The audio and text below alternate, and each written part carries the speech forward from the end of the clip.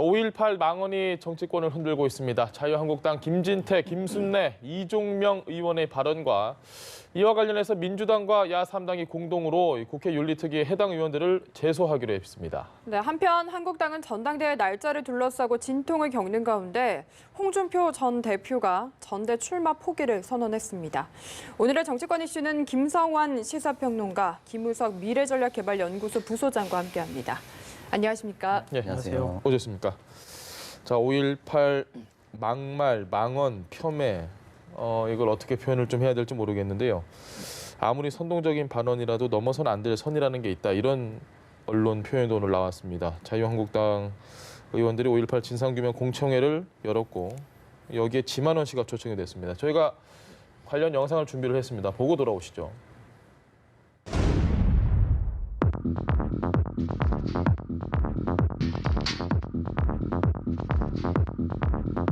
우리 지만원 씨를 추천하느냐 가지고 굉장히 좀 고심 중에 있는 것 같은데 꼭 추천을 해주기를 당부를 해주세요. 이분 그렇게 이상한 분 아닙니다. 꼴통 아닙니다. 이 5.18 사건기로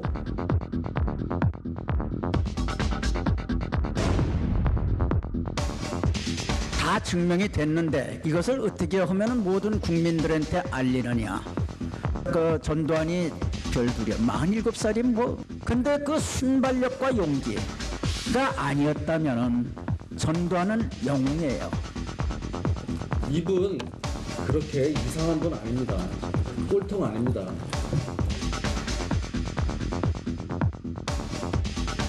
사태가 발생하고 나서 5.18 폭동이라고 했습니다. 10년, 20년 후에 그게 5.18 민주화 운동으로 변질이 됐습니다. 그 정치적으로 이용하는 세력들에 해가지고 그냥 폭동이 민주화 운동으로 된 겁니다. 정부 좌파들이 지금 판을 치면서 5.18 유공자라는 이상한 괴물 집단을 만들어내면서 우리의 세금을 축내고 있습니다.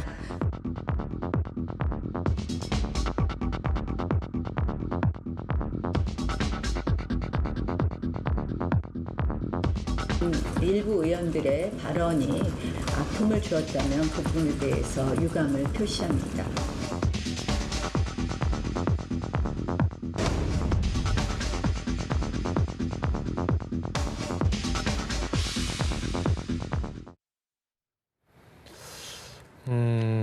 뭐 간략하게 어떻게 좀 보고 계십니까? 그러니까 할 말이 없습니다. 예. 그러니까 아직도 저런 사고를 하고 있다는 것도 이해가 안 되고요. 뭐 굳이 설명한다면 역사 인식이 40년 전에 그대로 머물러 있다.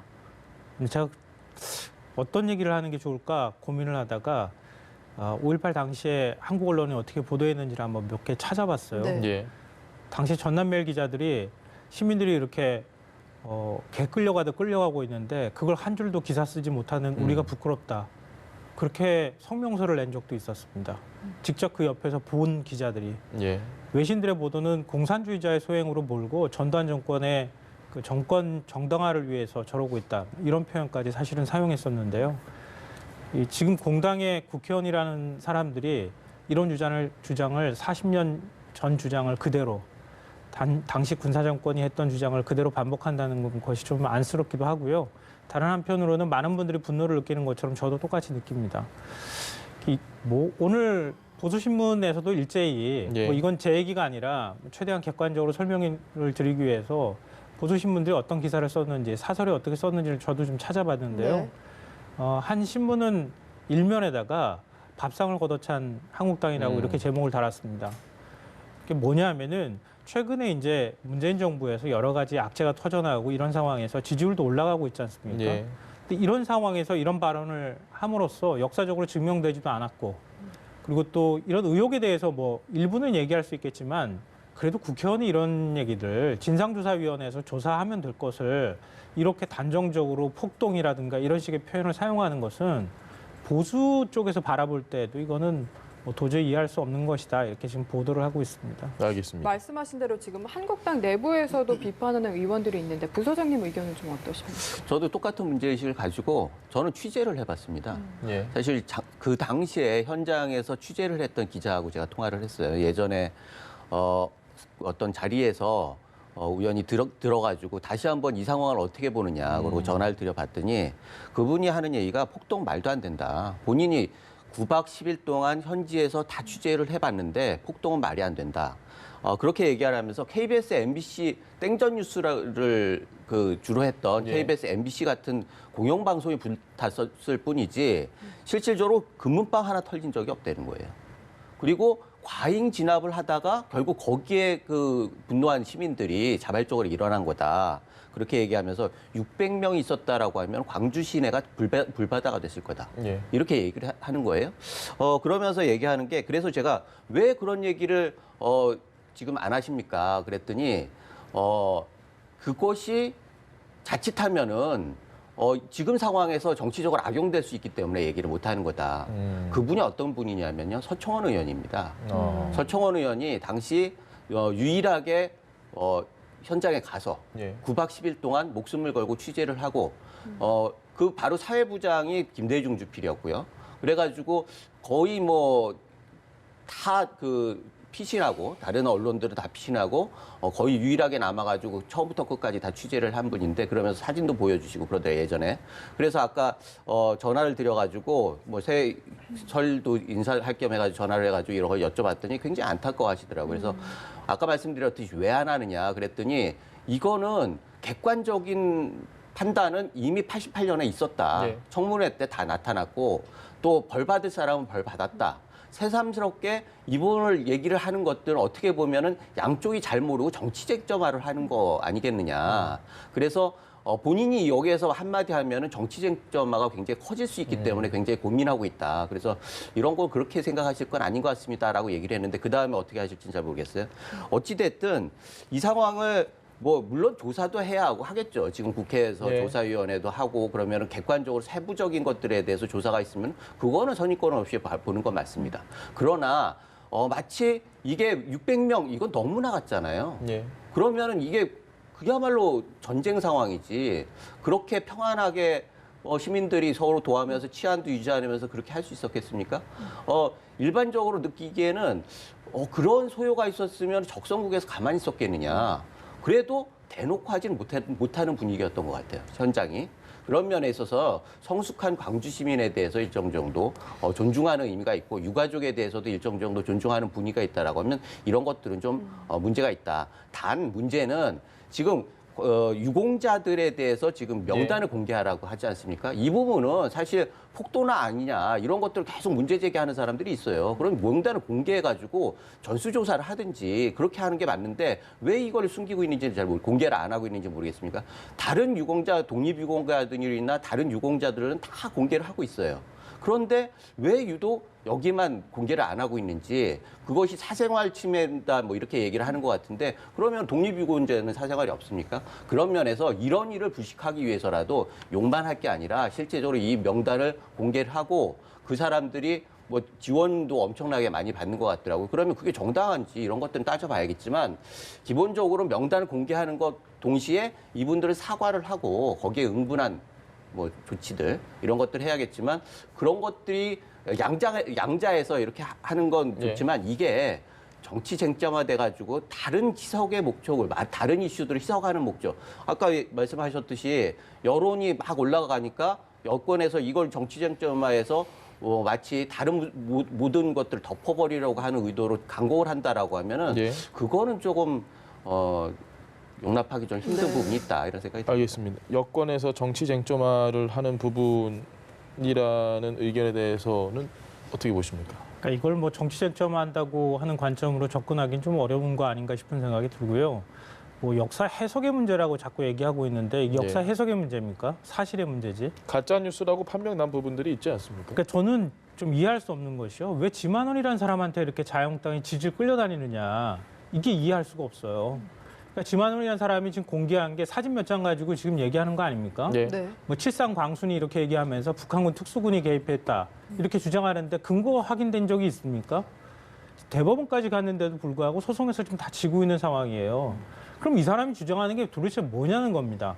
근데 문제는 지난번에 나경원 원내대표도 그랬지만 지만원 씨가 추천한 사람이 뭐 진상조사위원으로 들어갈 것처럼 얘기한다거나 자유한국당 의원들 사이에서도 지만원 씨를 갖다 초청을 해가지고 뭐 토론회를 국회에서 한다거나 그러니까 왜 이런 현상이 나오냐는 거예요. 예. 좀 극단적으로 표현하면은 전두환 쿠데타로 집권을 잡은 전두환 정권의 후신이 우리입니다라고 주장하는 거나 다름이 없다는 겁니다. 그럼 이런 인식을 갖고 있는 사람들이 비례대표로 그 당에서 비례대표 의원직을 받는다는 것 자체도 상당히 심각한 문제가 있고요. 자유한국당 내에서 이런 주장들이 왜 정리가 안 되고 계속 나오느냐. 그러니까 이건 일종의 이념화되어 있는 일종의 이제 자유한국당 의원들 사이에서 극우 성향화되어 있는 의원들이 자꾸 남아가지고 이 문제를 문제 제기하고 실제로 이걸 계속 믿고 있다고 하는 방증이라는 겁니다. 그러니까 제가 생각하기에는 뭐 이종명이나 김순례 2명의 의원, 뭐 그리고 김진태 의원 3명의 문제가 아니고 지난 정권 때도 그랬잖아요. 이명박 박근혜 정권 시절에도 이문혜한 행진곡 재창하면 안 된다고 얘기를 했었고 당시에 보훈처장도 그랬었던 것처럼 자꾸 광주 문제를 이념화시킨다는 거예요. 이렇게 이념화시키면은 최소한 우리 사회에 80년대 그때 그 언론 보도를 지금까지도 어느 정도 믿고 있는 보수층이라고 불리는 사람들이 이런 문제에 자꾸 자극을 받고 자신들을 지지해 줄 것이라고 하는 잘못된 믿음들을 갖고 있는 것 아니냐. 그러니까 자유한국당이 이걸 끊어내지 못하면은 어떻게 앞으로 개혁보수 정당으로서 남을 수가 있겠습니까? 네. 상당히 의문점이 드는 부분이요.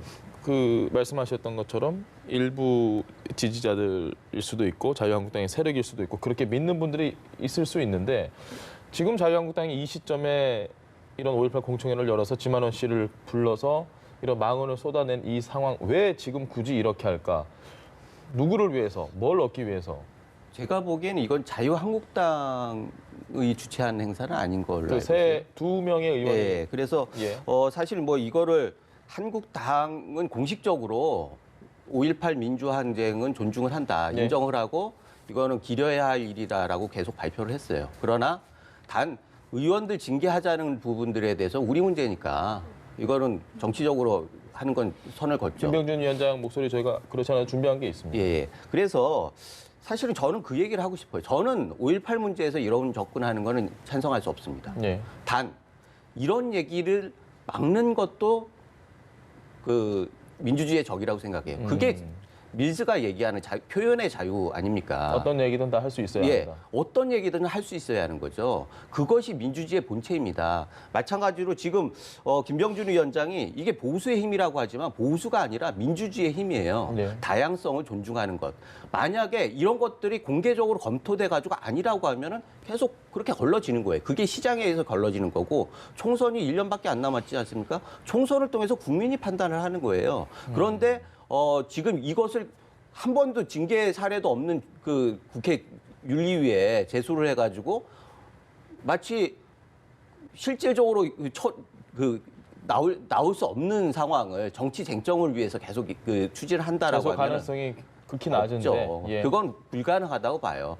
스스로 뭔 결단을 하거나 아니면 당에서 퇴출시키거나 아니면 국회 윤리위에서 제적을 시키거나 이렇게 하는 건데 사실 제적 부분은 불가능한 거 아니겠습니까? 윤리위에서 어떤 얘기를 나오든 당에서 조치하는 것도 그냥 퇴출시키는 거예요.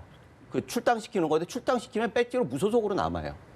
그러면 무슨 효과가 있냐는 거죠. 그러면 결국은 이 부분은 시장에서 총선에서 걸러내게 해야 하는데 이거를 자꾸 이념적으로 접근해가지고 피아로 구분해가지고 공격을 해서 꼭 도려내야 한다라고 하는 거는 어떻게 보면 민주주의의 기본적인 원리에 굉장히 벗어나는 얘기다. 소장님은 나경원 원내대표의 이야기에 공감을 하시는 거죠? 역사적 사실에 대해서 다양한 해석이 있을 수 있다라는 부분. 그렇죠. 그래서 해석을 나오는 거에 대해서 그렇게 얘기하지 말아라가 아니라 다른 해석을 보강함으로써 그걸 계속 밀어내야죠. 그것이 건강한 거예요.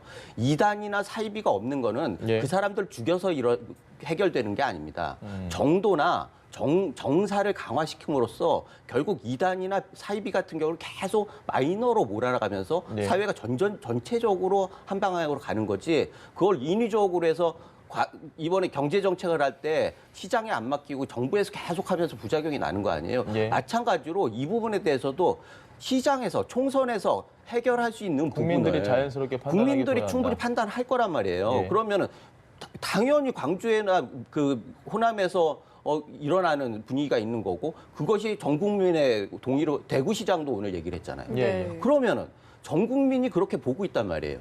그런데 그 부분에 대해서 인위적으로 누구를 잘라야 한다, 가능하지도 않은 그런 거는 정치 공세 이상은 아니고 어떻게 보면 우리 정치가 앞으로 나가야 하는데 이런 논리 자체가 계속 뒷덜미를 잡고 있다. 그래서 안타까움이 있는 건데 실질적으로 이 본인들도 사과를 하고 뭔가 조치를 해야죠. 예. 그러나 이것을 너무 지나치게 정치 쟁점을 해서 다른 그 이슈들을 계속 죽이려고 하는 거는 아까 말씀드렸듯이 굉장히 퇴행적인 정치고 민주주의에 반하는 거다. 이렇게 알겠습니다. 이 다양한 의견을 존중해야 한다는 말씀이신데 좀 평론가님 의견은 어떠신가요?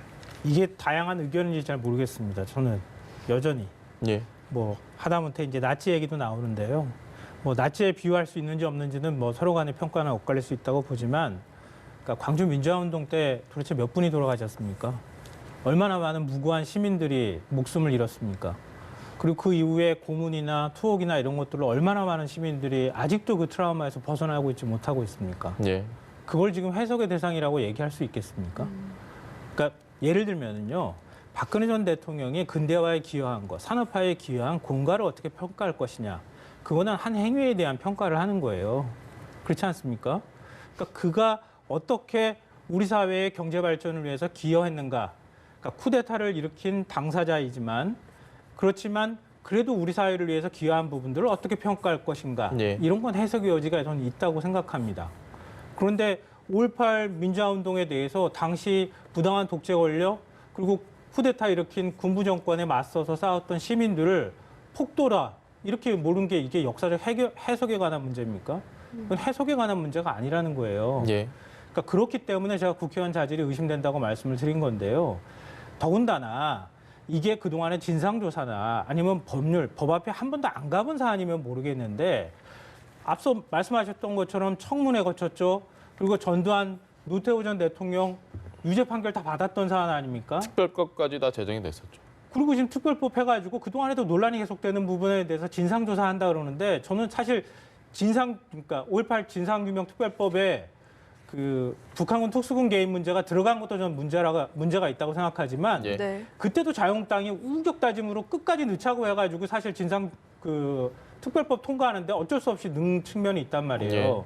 그러니까 그것도 사실은 저는 넣어서는 안 된다고 보지만 그래도 그러면은 진상조사위원회에서 그걸 넣겠다고 얘기를 하면 그거는 5.18 광주 민주화운동을 이걸 폭도들의 뭐 일으키는 행동이기 때문에 하겠다는 것이 아니라 이런 의혹이 제기가 됐으니 한번 확인해 보자고 하는 취지에서 넣었단 말이에요.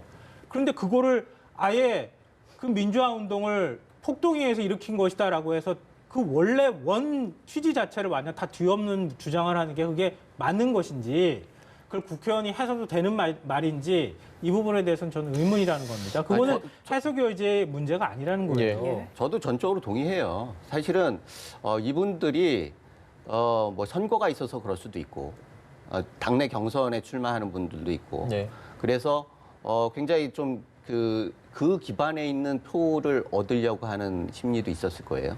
그러나 명확하게 이건 과하다. 그거는 틀림없습니다. 네. 단 문제는 이게 팩트와 해석의 문제라고 하시는데 팩트가 명확하게 밝혀져야죠. 그래서 예. 아까 말씀드렸듯이 명단을 공개하라는 거예요. 명단은 팩트 아닙니까? 그걸 좀 여쭤보고 싶거든요. 그러니까 그것도 제가 앞서 말씀드리려고 예. 했는데 뭐 좀 지나갔었죠. 기회가 되면 예. 예, 말씀을 드리려고 했는데요. 그럼 박근혜 이명박 정부 때는 뭐 했습니까? 박근혜 이명박 정부 때는 왜 이런 거 검증 안 했습니까? 검증할 필요가 없기 때문에 안 한 거 아니에요? 그리고 5.18 민주화운동 유공자 그동안에 김대중 노무현 정부 때 다 지정하고 그 다음에는 안 했습니까? 왜 그걸 끄집어내가지고 여기에 불순 뭐가 끼어 있다거나 주장하는 것 자체가 정치적 프레임이라는 거예요. 네. 그렇기 때문에 현 정부에서 그걸 공개하는 순간 그걸 가지고 얘기할 거 아닙니까? 그러면 그 사람들 하나하나 놓고 다시 얘기해요? 그럼 당시에 예를 들어서 그 당시에 5.18 일어났을 때 그때 언론보도 제대로 못했어요. 기자들 중에서 그거 보도해야 된다고 해서 싸우고 또 해직한 기자들도 있어요. 해직된 기자들 있어요. 당신 그때 뭐 했습니까? 라고 하면서 한 사람 한 사람 이름 불러가지고 다시 한번 검토해 볼까요?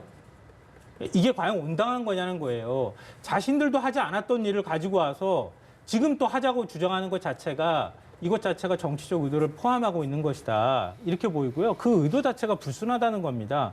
물론 그럼 진상조사위원회에서 한번 확인해 봅시다라고 하면 진상조사위원회에서 확인할 수 있겠죠. 그거는 실질적인 검토가 이루어지고 조사할 수 있는 사람들이 조사하면 되는 것인데 이걸 국회의원들이 나서가지고 진상조사위원도 아니잖아요. 그리고 그렇게 주장하는 게 이걸 정말 순수한 의도라고 볼 수가 있겠냐는 겁니다. 이 부분에 대해서도 말씀을 안 드릴 수가 없는 게 네. 사실 박근혜 이명박 정부에서 이걸 공개하자고 했으면 굉장히 사회적인 문제가 됐을 겁니다. 그래서 정권 운영 차원에서 이거는 미룰 가능성이 굉장히 많아요. 뭐 네. 사실관계는 잘 모르겠지만. 그러나 이 문제에 대해서 자부심을 가지고 있는 게 현 정부잖아요. 그리고 그게 유공자라며. 유공자면은 그것을 당연히 알리고 현장하고 본받게 해야 하는 거 아니에요? 그런데 뭐가 두려워가지고 독립유공자도 다 발표를 하고 그러는 상황에서 독립유공자도 사생활이 있지만 훌륭하신 분이기 때문에 그걸 따라가자, 네. 본받자라고 하는 의미에서 명단을 발표하는 거 아니겠습니까? 민주화 유공자에 그렇게 그 우리 민주화에서 중요한 역할을 한 행사라고 하면은 거기에 참여했던 유공자에 대해서 이름을 밝히는 게 너무나 당연한 거 아니겠습니까? 그런데 그것을 밝히지 않기 때문에 엉뚱한 정치인들이 들어간 거 아니냐. 알겠습니다. 그 많은 혜택을 보는 거 이런 어측들이 있기 때문에 이 부분에 대해서는 차제에 명확하게 밝히고 어느 조건에서든지 어떤 의미에서든지 밝힐 건 밝히고 좀 투명하게 했으면 좋겠다는 알겠습니다. 얘기죠. 근데 이거는 좀 맥락을 좀 우리가 살펴보면서 얘기해야 되는데요. 예를 예. 들어서 5.18이 폭동입니다. 그 당시에 지금 유공자들이 좌파가 만든 괴물입니다. 그러니까 유공자들 다 한번 확인해 봅시다. 이게 맥락이잖아요, 지금. 그렇지 않습니까? 그럼 이거 받아줘야 됩니까? 아니 그러니까 그런 저는- 뜻이 아니에요. 저는 예. 진상조사위 앞서도 말씀드렸던 것처럼 진상조사위원회에서 이런 의혹들이 제기되면 할 수 있다니까요. 그럼 뭐 확인하는 작업 할 수 있겠죠. 근데 맥락이라고 말씀드린 거는 이미 그 전자에 포함되어 있는 것 자체가 전제가 잘못됐기 때문에 이걸 만약에 지금 받아가지고 그럼 공개합시다 이러면은 그 사람들 다 괴물되는 거 아닙니까? 아니 그러니까 그래서 그런 식으로 가면 안 된다는 아니 거예요. 괴물이 아니라고 하는 걸 증명하기 위해서라도 명단을 밝혀야 한다는 얘기죠. 알겠습니다. 두 분 유공자 명단 공개 관련돼서는 일단 여기까지 얘기를 하고요. 지금 어쨌든 드러난 건 5.18과 관련해서 자유한국당 의원 3분 뭐 지만원 씨까지 아주 막말 망언을 했습니다. 그래서 한국당에서 반응이 어떻게 나오느냐도 처음에 관심사였는데 김병준 비대위원장이 오늘 많은 얘기를 했습니다. 그 이야기 중에 저희는 이 부분에 좀 주목을 했습니다. 듣고 오시죠. 우리 당내 문제고 우리 당에서 처리하도록 또 우리 당에서 고민을 하도록 그냥 놔두시라고 이야기를 드리고 싶습니다. 보수 정당 안에 그 스펙트럼이 여러 가지의 스펙트럼이 말하자면 견해차가 있을 수가 있고 또 다양한 의견이 존재할 수 있는 것. 그거 자체가 보수 정당의 또 생명력이라고 봅니다. 당내에 있는 그 소수 의견 또 다양성의 일환으로 소화할 수도 있지 않나라는 내 개인 생각입니다. 자, 자유한국당 비상대책위원장 개인 생각으로 일단 이야기를 했는데 우리 당내 문제다. 우리가 알아서 하겠다라는 얘기로 들립니다. 네. 어떻게 보십니까? 당 입장에서는 한국당 입장에서는 이게 정치 쟁점화 되는 거에 대해서 굉장히 부담스러울 거예요. 아까 네. 말씀하셨듯이 지금 분위기가 굉장히 좋잖아요. 네. 좋은데 이것이 걸림돌이 되면서 사실 여론조사가 어떻게 꺾일지 아무도 모르는 거란 말이에요. 그러니까 일단 진화를 하는 게 첫째고 두 번째는 그렇지 않고 마땅하게 할 일이 없는 거예요. 진짜 제명을 한다라고 하면 배지를 뗄 수 있는 방법은 없어요. 예. 손혜원 의원은 그 출당시켰지만 본인이, 예. 손혜원 의원은 배지를 가지고 나가가지고 여전히 여권에 굉장히 큰 부담을 주고 있단 말이에요. 이거를 조치를 한다고 해서 부담이 없어지지도 않아요. 예. 그런 면에서 일정 정도 할 수 없는 일을 자꾸 요구를 하는 데 대해서 약간 불쾌감을 표현하는 측면이 있다 이런 생각이 들고 실제로 이 부분에 대해서는 내부에서 치열한 논쟁이 있어야 합니다. 그래가지고 아까 말씀드렸듯이 내부에서 숙성돼서 계속 얘기해가지고 공감을 이루고 그 일부 잘못된 생각이라고 하면 퇴출하는 과정이 있어야 하는데 갑자기 출당시켜라, 제적시켜라 이렇게 얘기하면은 내부에서도 지금 당황하는 거죠. 그래서 일단 시간을 가지고 내부에서 논의할 수 있도록 좀 이거는 놔둬라 이런 식으로 얘기를 하시는 것 같고 그런 면에서 제가 아까 계속 말씀드렸듯이 이게 여당에 유리한 이슈잖아요. 예. 그렇다고 하면은 당내에서 전당대회를 치러야 하고 내부적으로 굉장히 많은 일들이 있는데 당 지도부에서 이것을 진화하기 위해서 저런 얘기를 하는 것들은 어떻게 보면 당연하다 이런 생각이 듭니다. 어쨌든 한국당 내부에서는 스스로는 어쨌든 정체된 상태이고 한국당을 제외한 여야 4당이 이제 내일 윤리위에 제소를 한다고 합니다. 제명까지 추진을 한다고 하는데 이게 한국당 일부 의원들의 뭔가 동의가 필요한 상황이거든요. 앞으로 좀 어떻게 될 거라고 보십니까? 사실은 뭐 제명은 거의 불가능에 가까운 일 아닐까 싶은 생각이 들고요. 왜냐하면 국회의원 의석수 3분의 2 동의가 있어야 되지 않겠습니까? 그리고 그동안에 제명이 된 뭐 이런 방식으로 제명이 된 사례도 많지 않고 예. 뭐 말씀하셨던 것처럼 당에서 할 수 있는 일도 별로 없다. 뭐 동의합니다. 근데 이번 사안을 여당이 유리한 이슈다 이렇게 해석하는 건 조금 문제가 있는데요. 예. 그러니까 이거는 여야 문제를 떠나서 정치인으로서 해서는 안 될 발언을 한 거잖아요.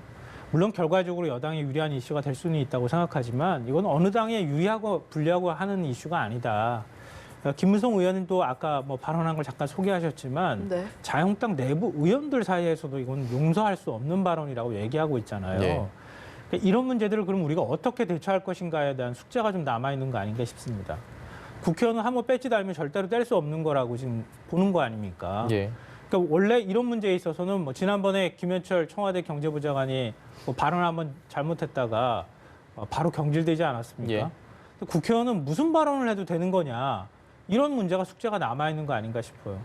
그러니까 어찌 보면 정치인은 자신이 발언을 잘못하거나 자신이 뭔가 잘못된 부분이 있고 여론이 국민들이 그거에 대해서 이런 질타가 쏟아지면 스스로 배지를 떼고 나와야 되는 거죠. 그게 원래 책임 있는 정치인의 모습인 거죠. 예. 그러니까 그런 생각을 할 수 없는 사람들을 국회의원으로 애초부터 공천을 한 거 그리고 비례대표 명단에 올려놓은 것 자체도 뭐 잘못된 것이라고 생각하고요. 저는 이렇게 대처하면 할수록 오히려 더 국민 분노는 커질 수밖에 없다. 그러니까 지난번에 뭐 손혜원 의원권하고 직접 비교할 수는 없는 사안이지만 손혜원 의원권도 결국은 여론의 거센 역풍이 일었잖아요. 그러니까 당에서 어찌됐든 당적을 놓고 나간 거 아닙니까? 나가서 당에서 통제할 수 없는 상태에서 자기 의원 혼자 이게 정당하다 아니다라고 지금 싸우는 것처럼 최소한의 자기 책임에 대해서 그래도 고민한 흔적은 있는 거 아닙니까? 근데 지금 의원들 같은 경우에는 뭐 지금 김진태 의원부터 시작해서 이게 뭐가 문제냐는 식으로 얘기를 하고 있어요. 예. 네. 그러니까 이런 의원들을 그럼 과연 어떻게 할 것이냐 이런 문제가 남아 있는 것이고요. 그러니까 의원이 한 명도 아니고 3명이나 이런 문제에 연루가 됐다고 하는 것은 이건 당 문제라고 생각할 수밖에 없는 거 아닙니까? 의원 몇 명이 그냥 얘기해버리고 마는 겁니다. 그냥 내버려 두십시오. 우리 당이 알아서 할 테니 뭐라고 하지 마십시오. 이렇게 해서 정리될 수 있는 사안이냐.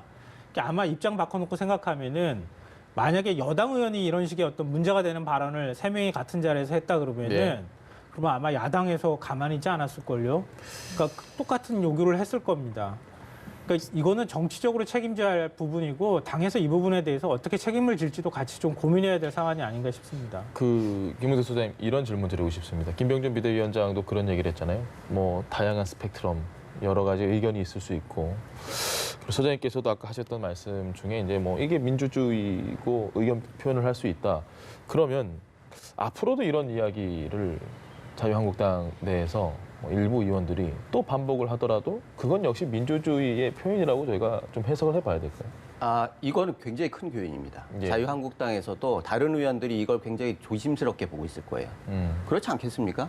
내년에 선거인데 직접적으로 선거에 굉장히 악영향을 끼치는 걸 피부로 느끼고 있단 말이에요. 예. 그렇다고 하면 호남 민심뿐만 아니라 전국적으로 굉장히 민심이 어렵고 수도권에는 거의 치명적인 일이에요. 그렇다고 하면은 이 부분에 대해서 다른 사람들이 따라할 걱정은 안 하셔도 될 것 같고 실제적으로 본인들한테도 굉장히 큰 타격이 있을 겁니다. 네. 예를 들자고 하면 전당대회에서 절대로 이렇게 뭐 제대로 얘기를 못 할 거고 끊임없이 어떤 자리에 가서도 이게 발목 잡아가지고 정치 활동을 하기 굉장히 힘들어질 겁니다. 예. 그것을 만회하기 위해서 더 열심히 뭐 딴 거를 하든지 하겠죠.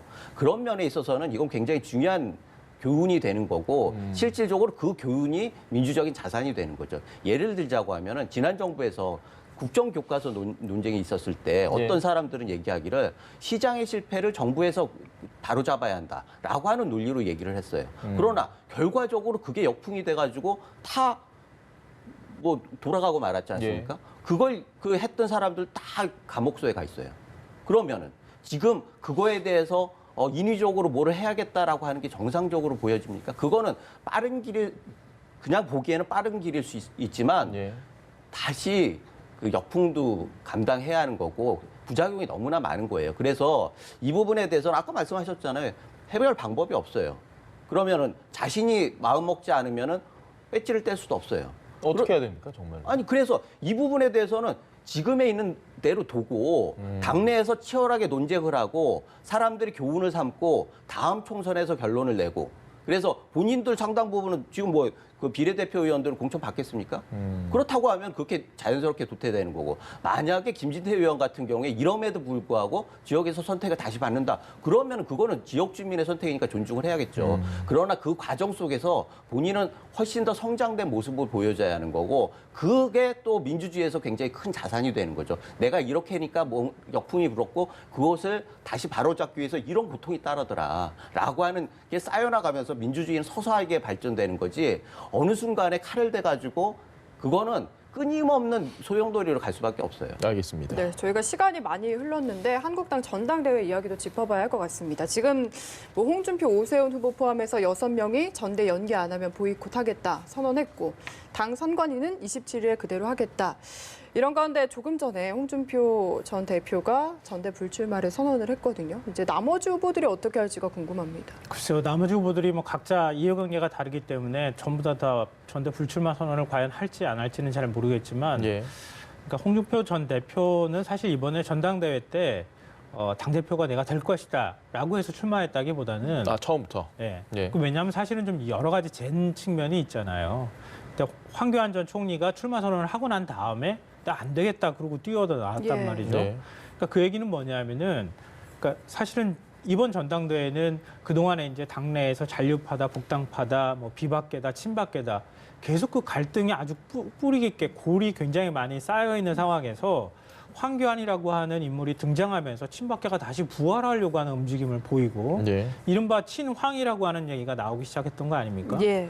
근데 지금 이 새로 신임 당대표가 다음번 공천도 영향을 미칠 수 있죠. 당내 그동안에 혼란스러웠던 당을 정리해가는 과정에서 이른바 자기 세력을 만들 가능성도 있다는 겁니다. 그럼 차기 대권하고도 연관이 돼 있다고 보는 거 아닙니까? 그래서 사실은 후보들이 이렇게 우르륵 다 출마 선언을 하고 나오기 시작한 일종의 자극을 하기 시작한 측면이 있다. 그러니까 그래서 홍준표 전 대표도 내가 여기서 무기력하게 그대로 있어서는 안 되겠다고 하는 생각들을 했다고 저는 생각하고요. 예. 그래서 출마 선언에서 나왔는데 지금 현재 뭐 복잡한 계산은 있었겠지만 그러니까 현재 이 구도로 가게 되면 황교안 전 총리가 당선될 가능성이 높다고 생각한 측면도 하나 있는 것 같고요. 네. 그리고 여기에 만약에 그대로 또 맥없이 끌려가게 될 경우에 그러면 결국은 현 황교안 체제가 나중에 구축될 황교안 체제를 그대로 인정하는 꼴이 될 것이다. 그러니까 당내에서 일정하게 견제를 하며 훗날을 좀 지켜보기 위해서는 차라리 이 시점에 먼저 그 불출마 선언을 하는 게 낫지 않겠느냐라고 하는 판단을 했을 가능성이 있다고 생각합니다.